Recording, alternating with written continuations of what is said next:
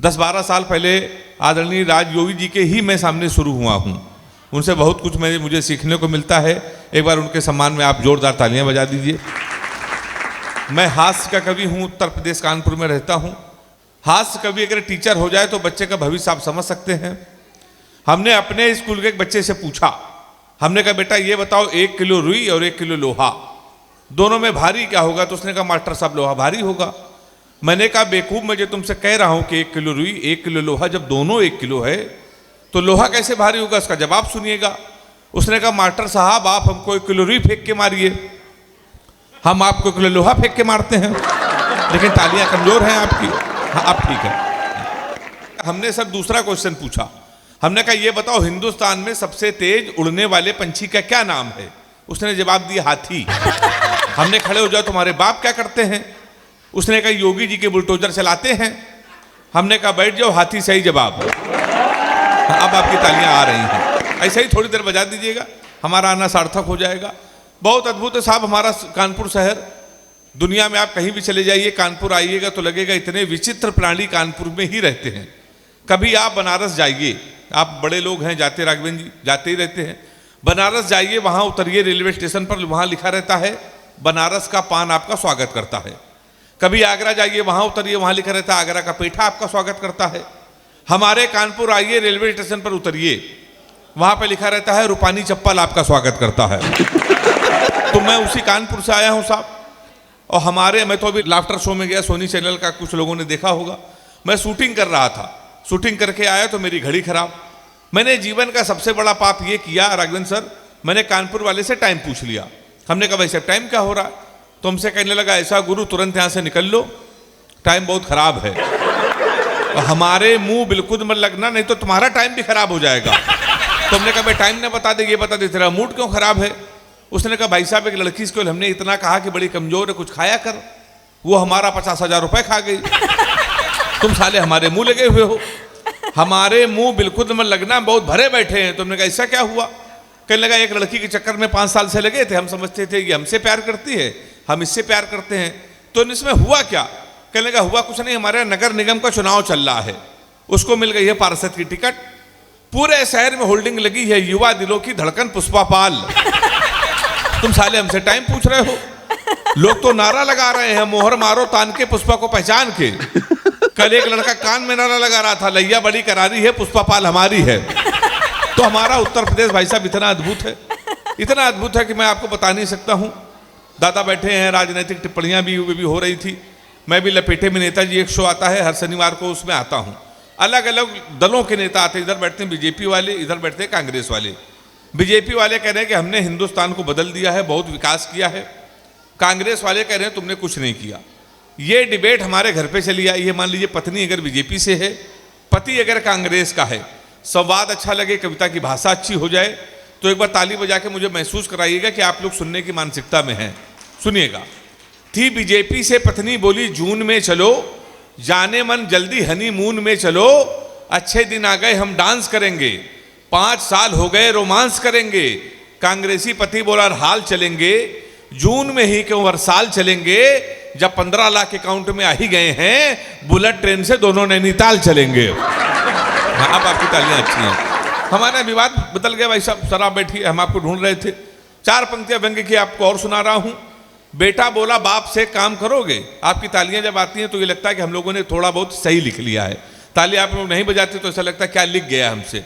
बेटा बोला बाप से काम करोगे, गांव वाला प्लाट मेरे नाम करोगे। बेटा बोला बाप से काम करोगे, गांव वाला प्लाट मेरे नाम करोगे। गुस्से में पिता बोले फूटी नहीं है, बहुत दिन से हड्डी तेरी टूटी नहीं है, सब कुछ तुझे दे दूं इतना दानी नहीं हूं, अबे बाप हूं तेरा अडवाणी नहीं हूं। समाज बदल गए हैं। तो हमारा उत्तर प्रदेश भाई साहब इतना अद्भुत है, लोग बड़ी तुलना करते हैं। अभी जब स्वर्ण पदक जीता नीरज चोपड़ा ने भाला फेंक के, तो एक वीर रस के कवि ने हमसे कहा अगर यही भाला हम पाकिस्तान में फेंक दें, पाकिस्तान तो निपट जाएगा। हमने कहा इसमें हिंदुस्तान की बेइज्जती है, भाला इतना बड़ा, पाकिस्तान इतना बड़ा। मैंने 4 लाइन में उसको निपटा दिया है। निपट गया हो तो एक बार ताली बजा के बताना मैंने सही निपटाया है। मैंने लिखा कि कपड़े जिस पे टंगते हैं वो कीली फेंक के मारेंगे, कपड़े जिस पे टंगते हैं वो कीली फेंक के मारेंगे, कसी हुई ना मिल पाई तो ढीली फेंक के मारेंगे, जो भाला फेंका नीरज ने वो चीन की खातिर रखा है, पाकिस्तान तुमको तो हम तीली फेंक के मारेंगे। हाँ, आप तालियां आई हैं मेरे मतलब की। हम लोग ऐसे निपटा देते हैं। हमारे वीर रस के कवि आते हैं, पाकिस्तान को निपटा के चले जाते हैं। अच्छा, पाकिस्तान भी कम नहीं है, रोज हमको धमकी देता कि हम कश्मीर ले लेंगे, कश्मीर ले लेंगे। हमने कहा मूर्ख पाकिस्तान, सीमा हैदर तो तुम हमसे ले नहीं पा रहे हो, तो हमसे कश्मीर लोगे। तो हमने 4 लाइन में उसको भी निपटा दिया, निपट गया हो। तो इस बार इधर से आगे से पीछे तक हमारी महिलाएं बहनें हाथ उठा के ताली बजा के मेरा समर्थन करना। हमने कहा सीमा हैदर भारत आई हो तो पूरी जांच लेके जाओगी। हमने कहा सीमा हैदर भारत आई हो तो पूरी जांच लेके जाओगी, अपने सर पे भारत माता की आंच लेके जाओगी। हमारे सचिन से मिली हो इतना तो तय है, 4 लेके आई थी 5 लेके जाओगी। तो हम लोग ऐसे भाई साहब निपटा देते हैं। हमारा उत्तर प्रदेश इतना अद्भुत है, सब इतना अद्भुत है। हमारे क्लब के लोग बैठे हुए हैं, मुंबई के लोगों के पास पैसा आ जाए तो वो पता नहीं क्या करते हैं, मतलब अपने बच्चों को डॉक्टर बनाते हैं, फिल्म स्टार बनाते हैं। उत्तर प्रदेश एक ऐसा प्रदेश है बाबूजी जहां पर कैरियर बनाने के लिए कोई खर्चा ही नहीं है। आप 250 का कुर्ता लीजिए, 150 का पैजामा, 300 रुपए के सफ़ेद जूते, 50 रुपए का काला चश्मा, 40 रुपए के गले में डालने वाला अंगोछा, हमारे यहाँ तैयार हो जाता है युवा हृदय सम्राट। ये केवल हमारे उत्तर प्रदेश में ही होता है। लोग बड़ी तुलना करते हैं, हरियाणा के बच्चे स्वर्ण पदक जीतेंगे, उत्तर प्रदेश के लड़के कितने नकारा हैं, तो हमें बड़ा खराब लगता है। हमने कहा हमारे हरियाणा के बच्चों में उत्तर प्रदेश के बच्चों में बहुत अंतर है। हरियाणा का बच्चा सुबह 4 बजे जगता है, सबसे पहले वो जाता है जिम, 4-5 घंटे जिम करता है, मॉर्निंग वॉक करता है, 4-5 किलो फल खाता है, वो सो जाता है। शाम को 5 बजे फिर वो सो के उठता है, फिर वो जिम जाता है, वहाँ से आता है 2-4 घंटे टहल के वो सो जाता है। हमारे उत्तर प्रदेश के लड़के सिरसागंज, इटावा, मैनपुरी के 9:30 बजे सुबह सो के उठते हैं, वो भी तब जब उनका बाप उनको लतियाता है। सबसे पहले वो जाता है घर के नज़दीक पुलिस चौकी, दरोगा के साथ एक सेल्फी लेता है, फेसबुक में पोस्ट करता है, नए चौकी इंचार्ज रामकिशोर कनौजिया भाई साहब का सानिध्य प्राप्त हुआ। ये हमारे उत्तर प्रदेश में होता है। शाम को 5 बजे सो के उठता है तो दरोगा को स्पीकर खोल के फोन करता है, दरोगा जी नमस्कार, पहचाना? अब दरोगा समझता गुरु इस समय इसके मुंह न लगो, इस समय इसके लगी हुई है।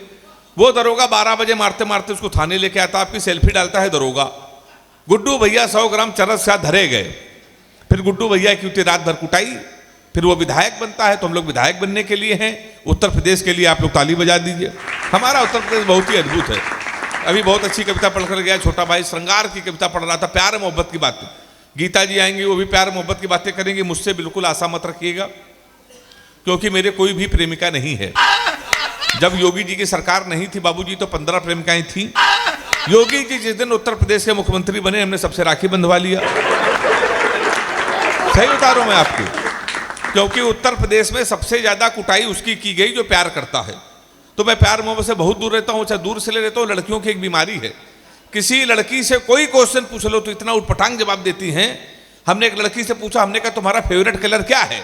कहने लगी स्टूपिड कहीं के, कोई मेच्योर क्वेश्चन नहीं पूछ सकते। तो हमने पूछा, हमने कहा 0.8 मिलीलीटर सल्फ्यूरिक एसिड को न्यूट्राइज करने के लिए कितने मोल बाइकार्बोनेट की जरूरत पड़ेगी? तब उसने बता रहा हमारा फेवरेट कलर पिंक है। तालियां पीछे वाले कम बजा रहे हैं, अब ठीक है, तालियां बजाते रहिए, आपकी बात हम कर रहे हैं।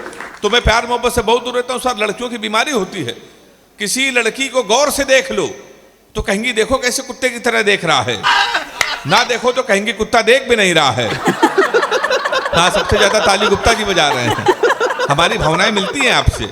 तो मैं प्यार मोहब्बत से सब बहुत दूर रहता हूँ। विनोद राजयोगी जी हैं, हमसे कह रहे हैं हेमंत नाम में कुछ नहीं रखा, नाम में कुछ नहीं रखा। सही कह रहे, नाम में कुछ नहीं रखा है। मुस्कान नाम था उसका, वो हमारा नुकसान करके चली गई। फिर हम रोशनी नाम की लड़की में शिफ्ट हुए, 2.5 साल उसने भी हमको अंधेरे में रखा। लोग सही कहते हैं नाम में कुछ नहीं रखे। लड़कियों के देखिए, ये लड़कों का नाम मोबाइल में सेव करती हैं, my honey baby, my sweetheart, my janu, my darling. इन बेचारे लड़कों को देखिए, लड़कियों का नाम मोबाइल में सेव करते हैं, पप्पू हलवाई, राशिद प्लम्बर, मुन्ना हवलदार। ताली बजाइए एक बार हाथ उठा के जोरदार।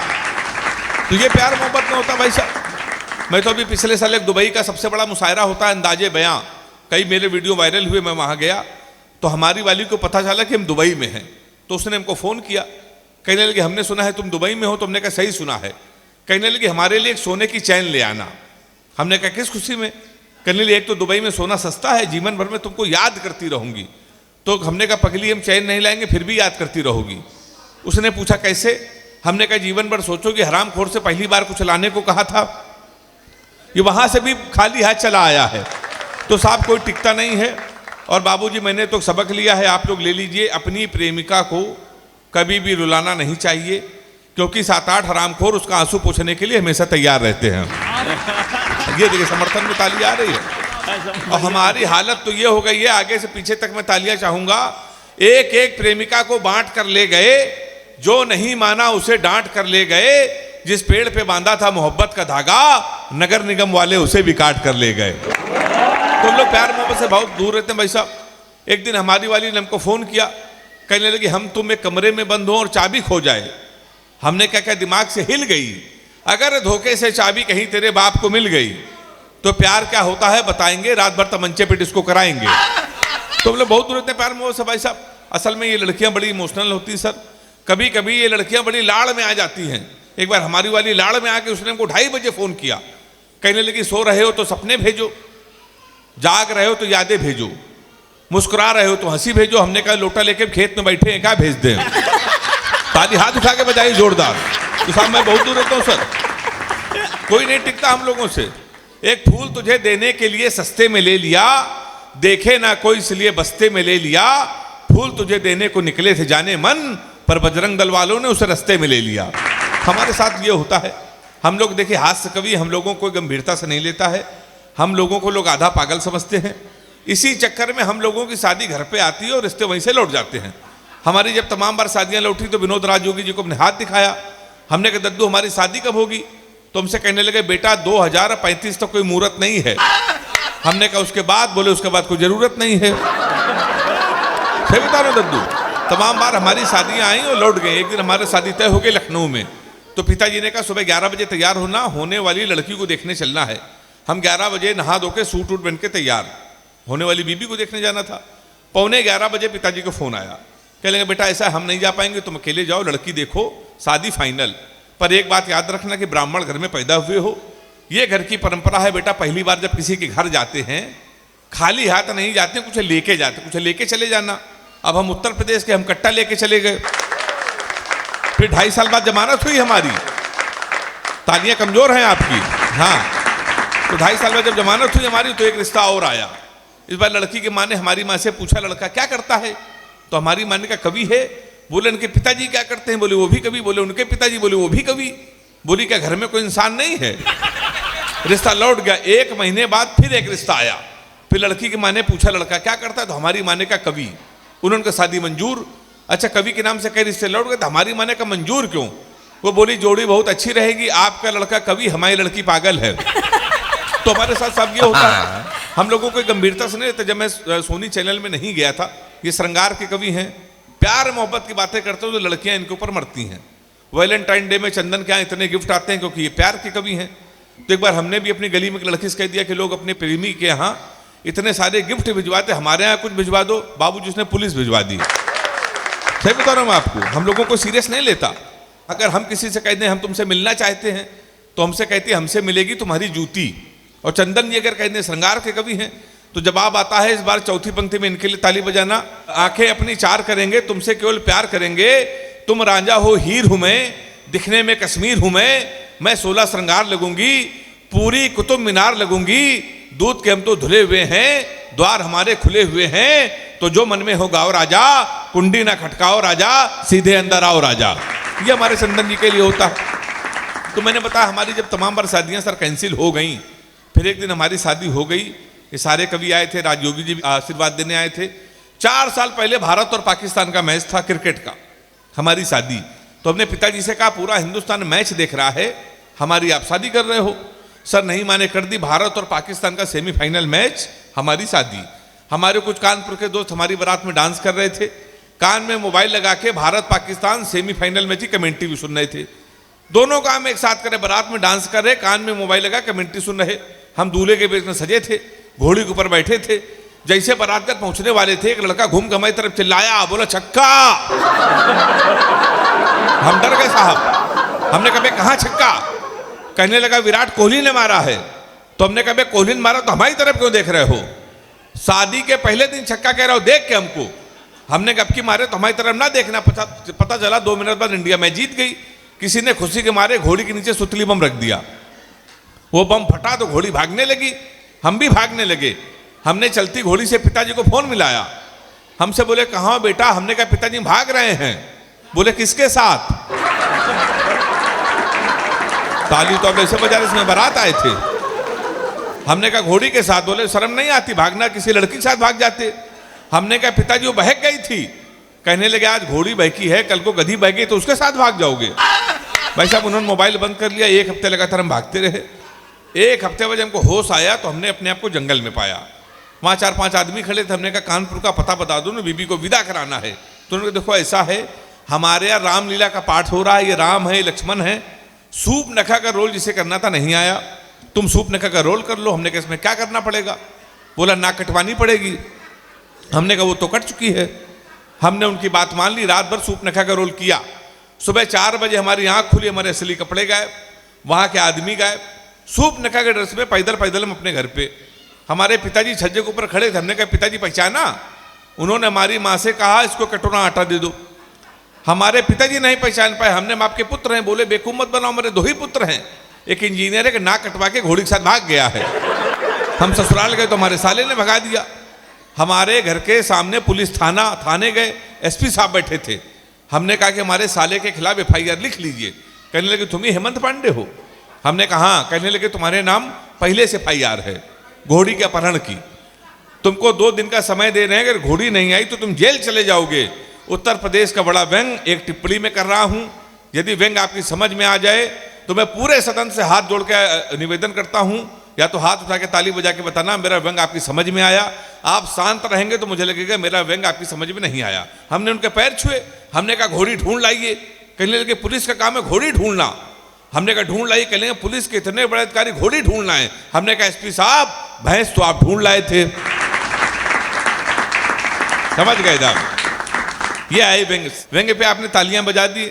व्यंग कहीं से भी निकल सकता है। हमारे अभी योगी जी की सरकार है, गाड़ियों के पीछे हम लोग लिखते हैं ना, जब स्कॉर्पियो, फॉर्च्यूनर गाड़ी के पीछे लिखते हैं यदुवंशी, ब्राह्मण, क्षत्रिय। योगी जी ने कहा, इससे जातिवाद को बढ़ावा मिलता है, ऐसा नहीं होना चाहिए। नया कानून लेके आए हैं, हम उसमें भी फंस गए। मैंने 4 पंक्तियां लिखी, आपको लगे राजनीति, कविता, व्यंग, हास्य सब कुछ हो गया हो तो मुझे आशीर्वाद देना। मैंने उस पर 4 लाइनें लिखी कि ना ही पंडित लिखा था, ना ही चौहान लिखा था। ना ही पंडित लिखा था, ना ही चौहान लिखा था, उस पे तो मेरे प्यार की पहचान लिखा था। फिर भी यूपी पुलिस ने मेरा ही चालान कर दिया, जबकि मेरी गाड़ी पे केवल मेरी जान लिखा था। क्या बात है? तो हम लोग इस तरीके से नई नई बातें करते हैं। पूरे देखिए देश में हम लोगों का सम्मान होता है, इज्जत होती है। आज आप लोगों ने माला पहना कर हम लोगों को सम्मान किया। पूरे हिंदुस्तान में, हिंदुस्तान के बाहर भी हम कवियों का सम्मान होता है। हमारी असली इज्जत बाबूजी हमारे घर पे क्या होती है, पत्नियों के नज़र में हम लोग क्या होते हैं। पत्नियों के नज़र में कवि। एक छोटी सी कविता है, आपको मजा आएगी। महंगाई से परेशान होकर मेरी माँ मेरी पत्नी से बोली, चावल 30 में, नमक 20 में, इस महंगाई में घर कैसे चलाऊंगी, और 70 रुपए लीटर तेल तो मैं कैसे जलाऊंगी। इस पर मेरी पत्नी मेरी माँ से बोली, माँ मैं इस महंगाई में भी पलूंगी, आपका बेटा कवि है, मैं जीवन भर जलूंगी। क्योंकि ये दिन भर कुछ ना कुछ गुनगुनाते हैं, कमबख्त हर समय कविताएं सुनाते हैं। ये सोचते हैं कि इनकी पत्नी इनकी कविता पे मरती है, पर सच तो ये है कि इनकी एक एक पंक्ति केरोसिन का काम करती है। इनके चक्कर में तो सहेलियां तक घर में नहीं आती, और जब साल 2 साल में घर वालों के फोन आते हैं तो हाल चाल की जगह केवल कविताएं सुनाते हैं। छोटा भाई एक कविता सुनने के 100 रुपए लेता है, बड़ा भाई चुप रहने के लिए 500 देता है। अगल बगल वाले आजकल सदमे में रहते हैं, पड़ोसी मुझे पागल की पत्नी कहते हैं। तो हे प्रभु मेरे पति को अपने पास बुला लो, ये ऊपर उठना चाहते हैं इनको ऊपर उठा लो। हमारा सम्मान पूरे देश में इस तरह होता है। चूंकि हमारा परिचय दादा ने व्यंग्यकार के रूप में बताया, और मैं व्यंग्यकार ही मूलता हूँ। एक व्यंग्य मैं आपको सुनाता हूँ, अगर आपने पास कर दिया तो मैं कल किसी और मंच पर रहूँगा, वहाँ पर सुनाऊँगा, सुनेगा। एक बार एक कवि सम्मेलन में कवि ने मुँह खोला, बाबूजी आपको समर्पित आप लोगों को। एक बार एक कवि सम्मेलन में कवि ने मुँह खोला, शेर की तरह बोला, मजमे में जितने राष्ट्रभक्त लोग हैं वो भारत माता का जयकारा लगाएं, खड़े होकर 2 मिनट तक तालियां बजाएं। सभी खड़े होकर तालियां बजाने लगे, भारत माता की जय, भारत माता की जय, वंदे मातरम गाने लगे। तभी सामने बैठा एक शख्स ये सोच रहा था, ये कवि किस तरीके से कवि सम्मेलन को चला रहा है, मंच को अपनी उंगली पे नचा रहा है। उसने दूसरी बार किसी आक्रामक व्यक्ति को बोलते हुए पाया, उसे कवि और देश के नेता में कोई अंतर नजर नहीं आया। उसे कवि, देश के नेता में कोई अंतर नजर नहीं आया। तभी इस कवि ने कहा, शर्म नहीं आती, कवि पे तंज कस रहे हो, यहां देश की बात हो रही, तुम बेटे हंस रहे हो। उसका जवाब बाबूजी सुनिएगा, अगर आपको लगे ये मेरा जवाब नहीं है, आपका जवाब है, आपका जवाब है, आपका जवाब है, पूरे हिंदुस्तान का है। एक कवि ने सलीके से कह दिया तो सारे लोग हाथ उठा के ताली बजा के या तो मेरा समर्थन करना या खड़े होकर मुझे आप फूट भी कर सकते हैं। उस कवि ने कहा, शर्म नहीं आती, कवि पे तंज कस रहे हो, यहां देश की बात हो रही, तुम बेटे हंस रहे हो। उसने कहा, कवि जी मैं अपनी देशभक्ति का प्रमाण पहले देश को दिखा चुका हूं, मैं खड़े होकर ताली नहीं बजा सकता क्योंकि कारगिल के युद्ध में दोनों पैर कटा चुका हूं। मैं खड़े होकर ताली नहीं बजा सकता क्योंकि कारगिल के युद्ध में दोनों पैर कटा चुका हूं। हंस तुम पर नहीं, हंस तो उन पर रहा हूं जो लोगों को देशभक्ति के प्रमाण पत्र दे देते हैं। सत्ता की बात आती है तो आतंकियों से गठबंधन कर लेते हैं। अब मुझे विदा करना, इसलिए मेरे देश के नेताओं, भारत माता की जय रैलियों में नहीं, सीमाओं पर गाओ और देश को बताओ, देश सच्चे वादों से चलेगा, देश बातों से नहीं इरादों से चलेगा। बहुत बहुत